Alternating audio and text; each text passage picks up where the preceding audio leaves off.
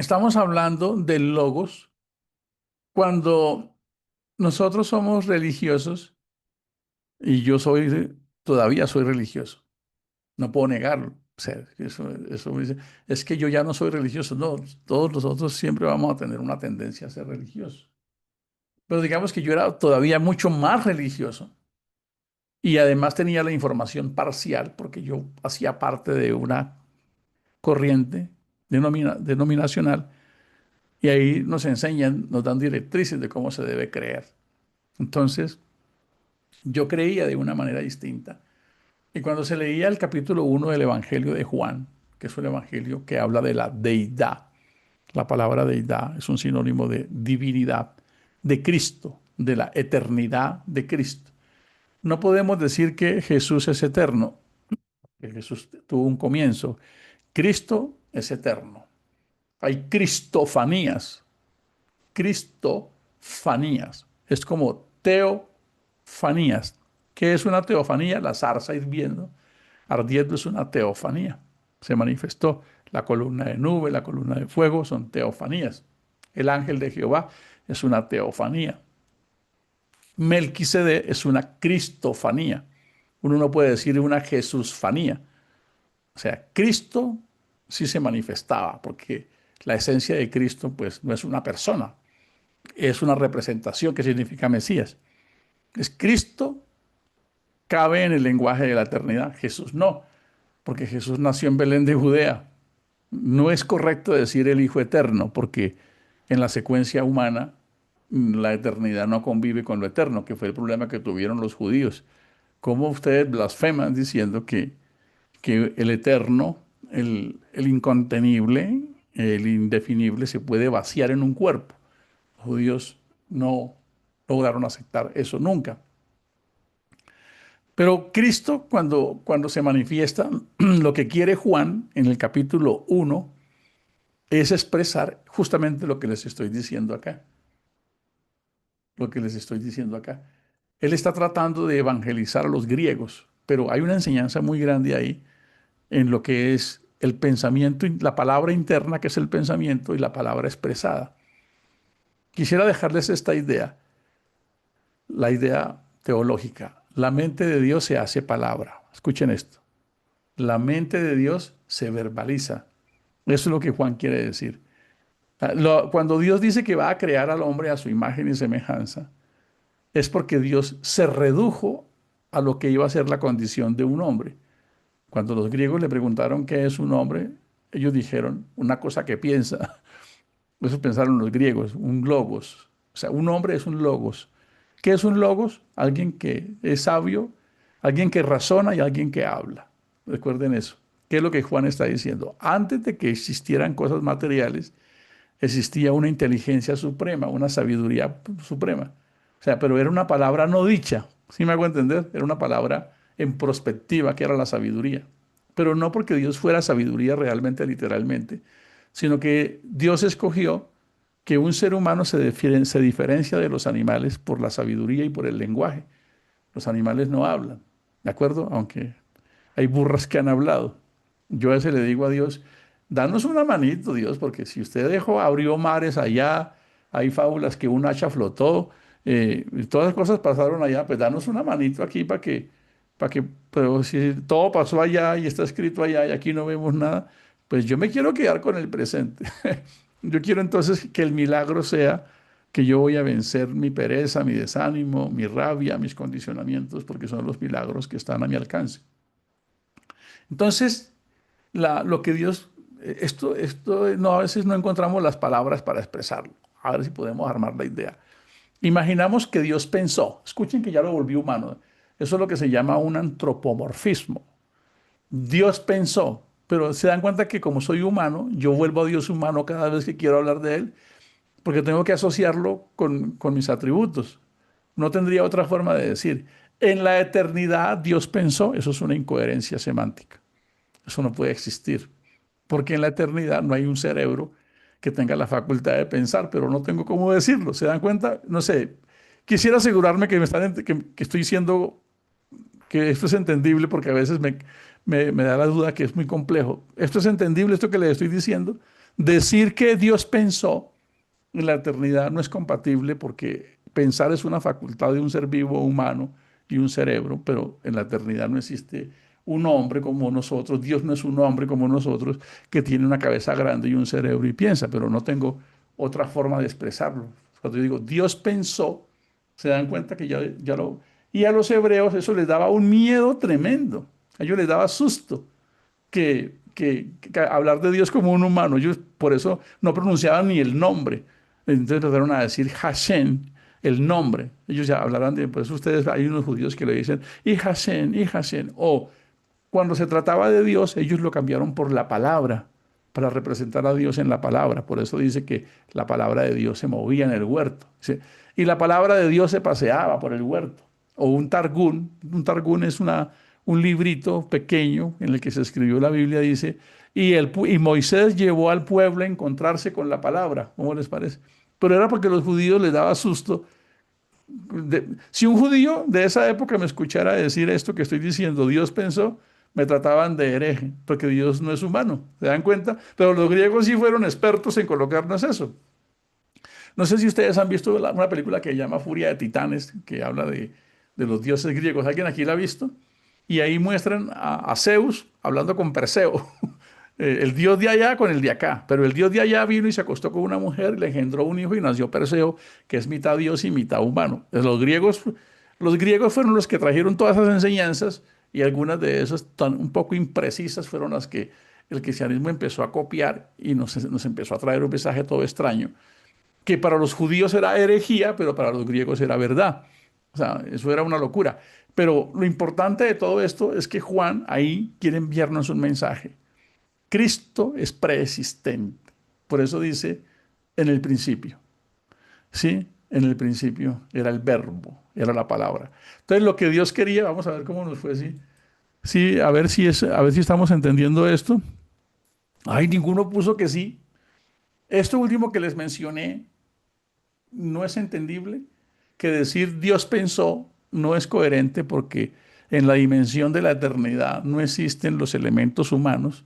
Allá no existen padre, ni hijo, ni macho, ni hembra, ni, ni nada de esas cosas que existen acá. Uno dice el Padre eterno. Eso no es verdad, eso no, o sea, no es coherente decir el Padre eterno, porque Padre significa macho que engendra de esta creación, hijo que nace de. Entonces, esas expresiones no existen en la eternidad, amados hermanos. Entonces, cuando Dios decide revelarse, entonces voy a volver humano otra vez. Dios pensó, ¿cómo lo hago? ¿Se dan cuenta que cada nada lo vuelvo humano? Entonces dijo, como yo un día, eso es lo que se llama parafrasear, como yo un día me voy a presentar como hombre, escuchen esto, cuando Él dice, hagamos al hombre a nuestra imagen y semejanza, como yo un día me voy a manifestar como hombre. ¿Qué es un hombre? Es el proyecto de la manifestación de Dios. ¿Cómo les parece? Cuando Dios pensó en el hombre, pensó que esa era la forma en que el cuerpo que a él le gustaría tener. O sea, él diseñó primero su prototipo personal y dijo, esto es tan maravilloso que se lo voy a dar a Daniel Eduardo, a María Eugenia, a Araceli, y ellos tal vez no se van a descubrir que era mi plan con el que yo me iba a manifestar, que es alguien que puede razonar y alguien que puede hablar. ¡Wow! Quisiera asegurarme que esto es entendible.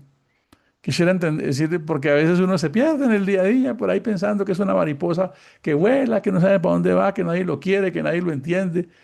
¿Cómo se sienten con ese mensaje? Les pregunto. O sea, tú realmente estás usando el prototipo de Dios prestado de una experiencia temporal que un día se va a reflejar en la eternidad. ¿Qué piensas de eso?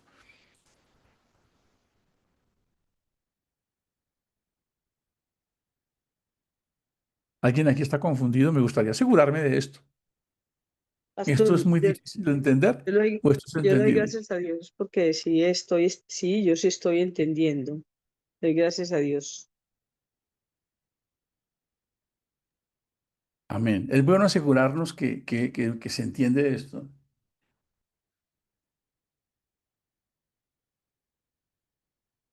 Ahora le contesto. Entonces, ¿alguien más está entendiendo esto que les estoy contando?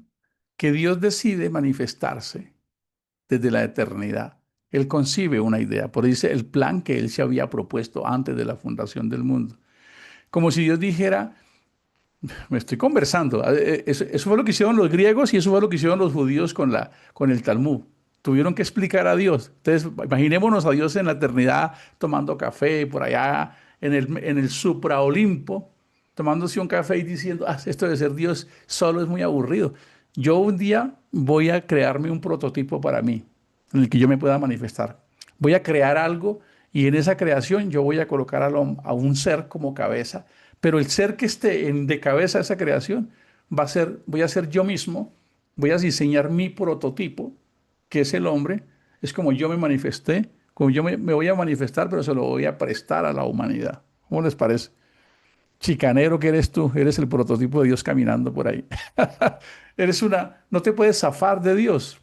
Tú no te puedes, o sea, no, que es que yo no quiero ni seguir a Dios, no es que tú no puedes.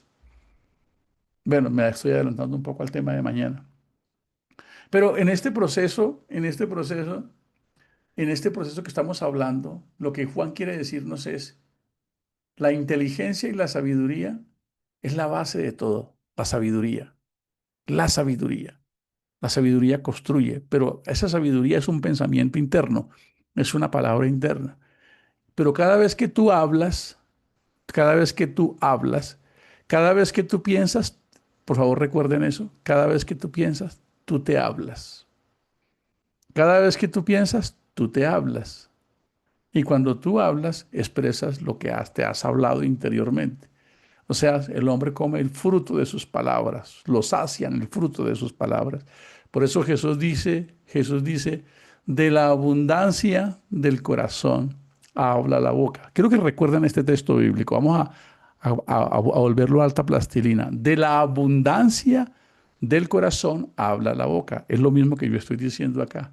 De las conversaciones internas, de tus palabras internas, de tu razonamiento interno, que ya te configuró tu personalidad, porque el pensamiento interno te configura, tú te expresas con palabras. Por eso cuando tú hablas y en momentos de tensión te vamos a conocer muy bien. Vamos a saber realmente quién eres tú en tus procesos desafiantes. Sigue, María Eugenia. Pastor, pues la palabra de Dios lo dice muy claro. Y yo siempre pienso, cada que pienso en esa palabra, en esa parte que dice la palabra, aquí entre los seres humanos está la morada de Dios. Yo siempre pienso que una voz por ahí dice, aquí entre los seres, siempre pienso así. Es una voz que dice, aquí entre los seres humanos está la morada. Una voz por allá que no sé de dónde viene. Y entonces siempre que leo esa partecita ahí, yo digo, Dios mío bendito, tú estás la morada tuya está en nosotros, en cada uno de nosotros. Lo dice muy claro, Claro. de la única manera que se pudo manifestar.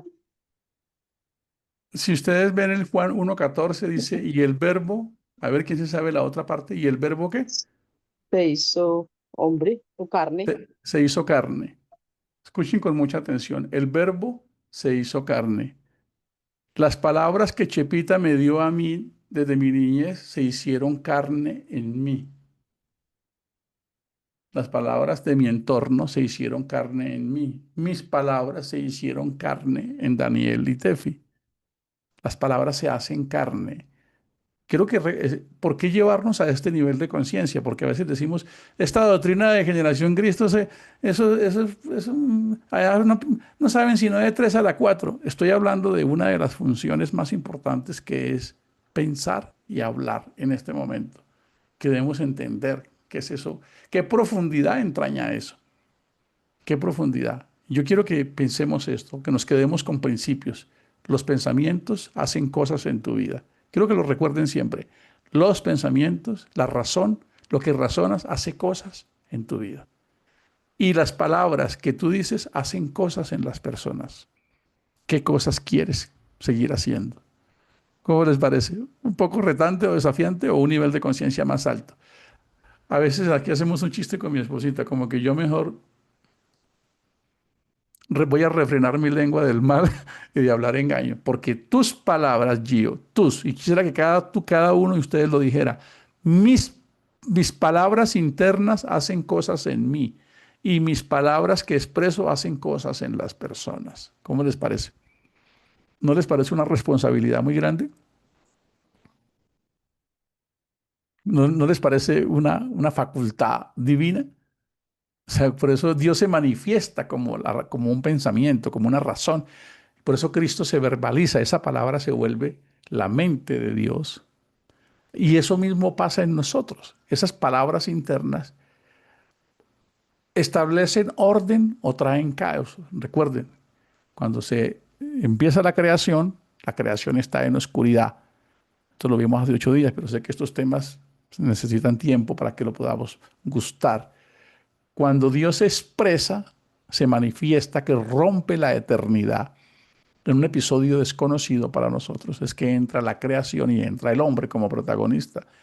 Pero por algo extraño, algo muy extraño, nos encontramos con un principio en orden y después nos encontramos con un caos de ese principio.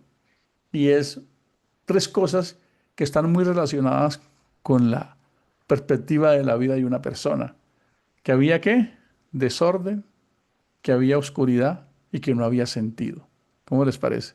Había desorden, es decir, había caos. ¿Cómo están las vidas de las personas hoy? Les pregunto.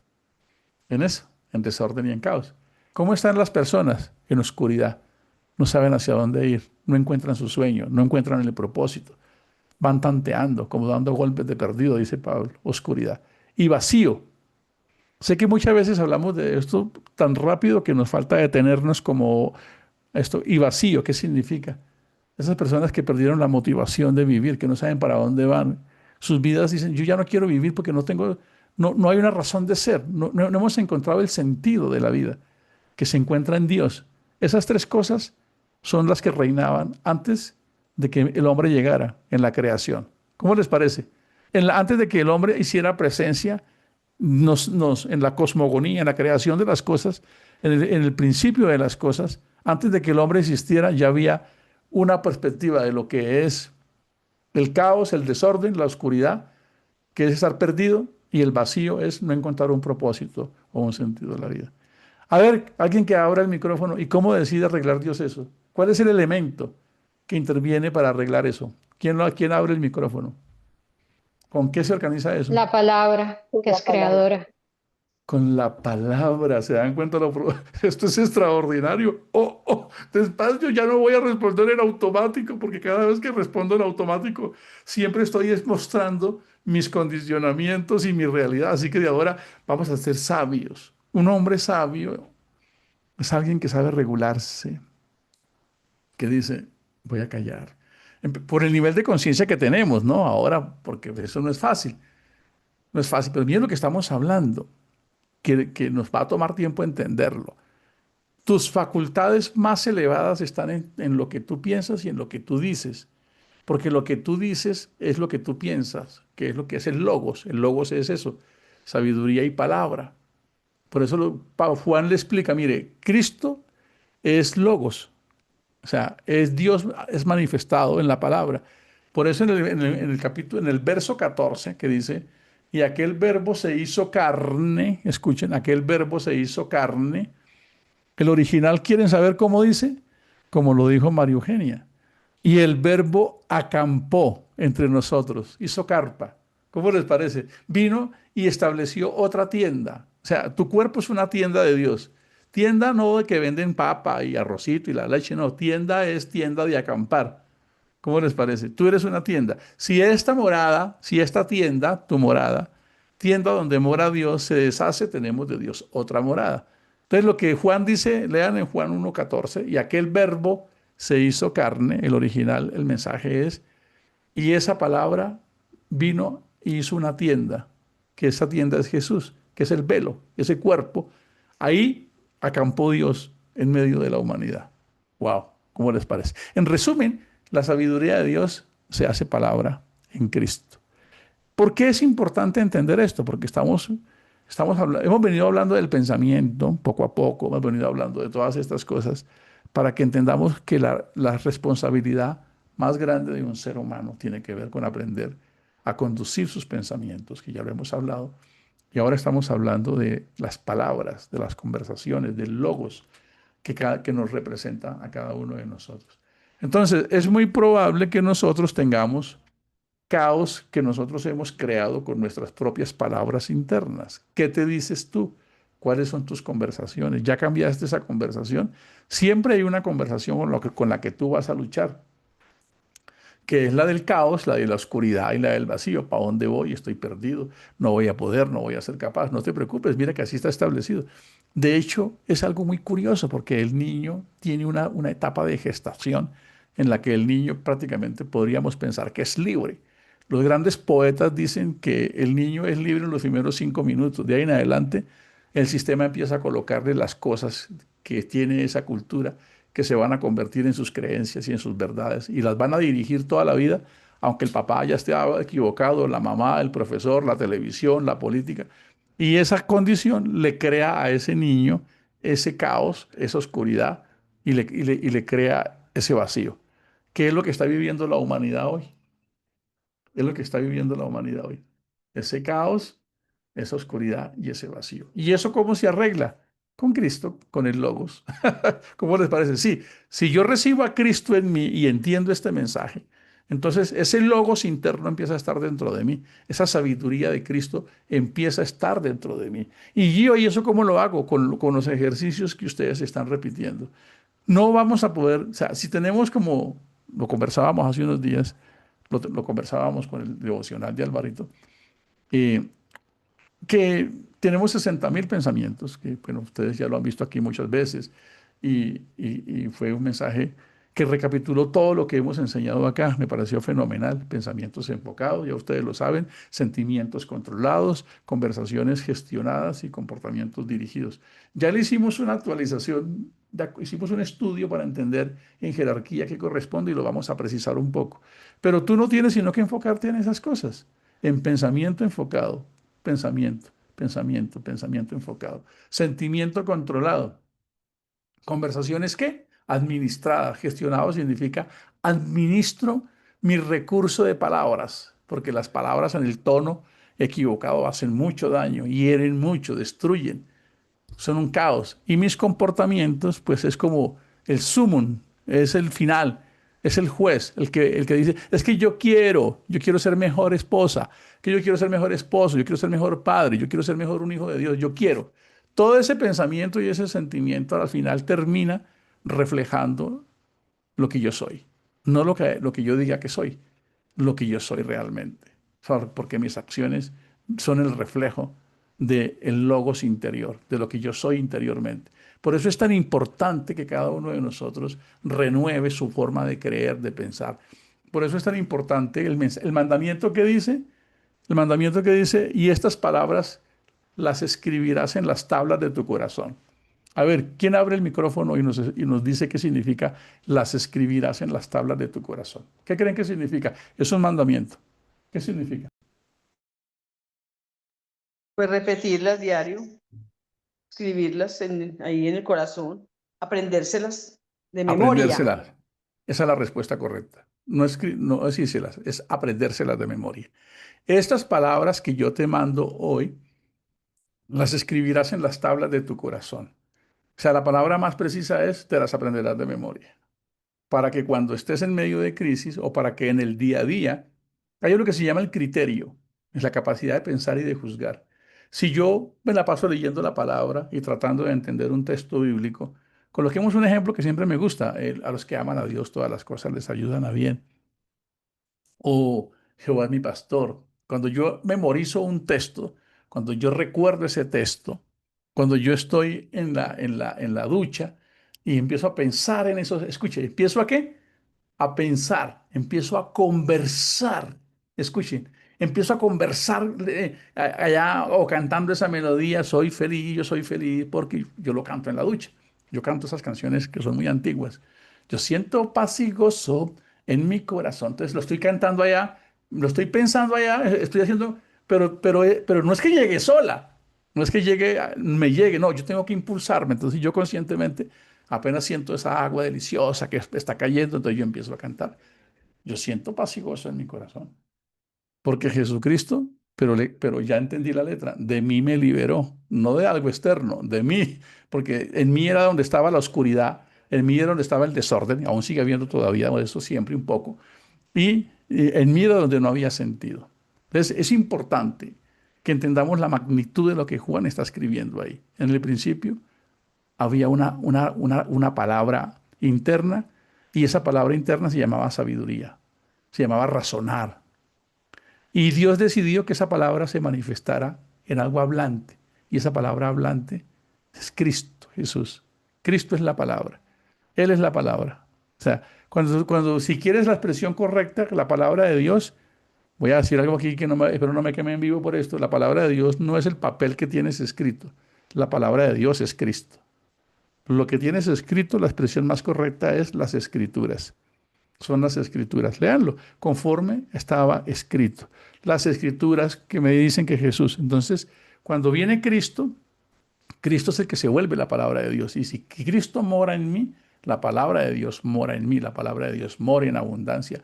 Y la palabra de Dios me corrige, me enseña en las noches. Entonces, lo que este mensaje quiere decirnos es, si Dios mismo decide volverse sabiduría, decide volverse razón, decide volverse pensamiento, conversación interna, quiere decir que eso tiene una importancia muy grande. Y Juan dice, y eso se termina cuando Cristo, o no se termina, se consolida cuando llega Cristo. Es decir, como si uno supiera que alguien va a hablar y un día llegó Cristo y empezó a hablar. Por eso dice, desde aquellos días empezó Cristo a predicar el Evangelio, se manifiesta y empieza él a hablar. Pero no hablar simplemente verbalmente, sino su propia vida es un mensaje hablante. Su propia vida viene lo que hace la manifestación de Dios. Entonces, en esta filosofía de generación Cristo, yo quisiera que fuéramos muy responsables, que las palabras hacen cosas. Las palabras que tú te dices internamente son cosas y ellas hacen cosas en ti. ¿Y cómo las cambias?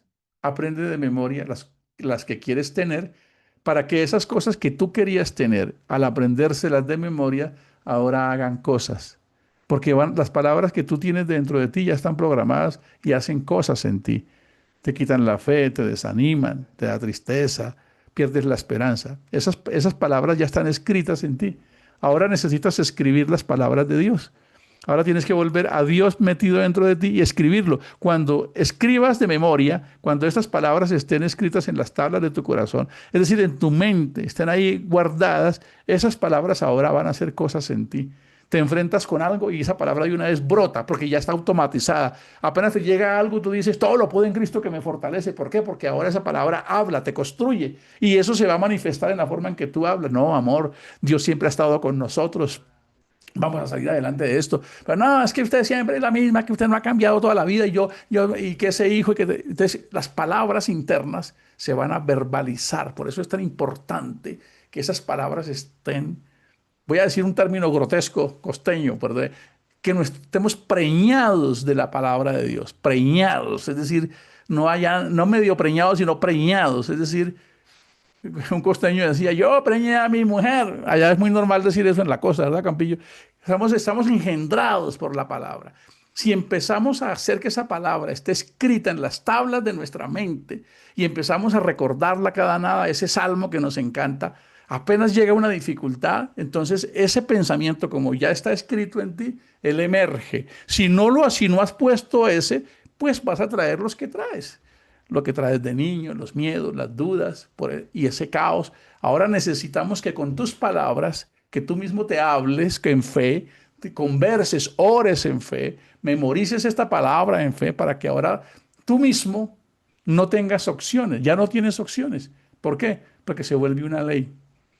Se vuelve una ley, como dice Romanos 8:1, ¿cierto?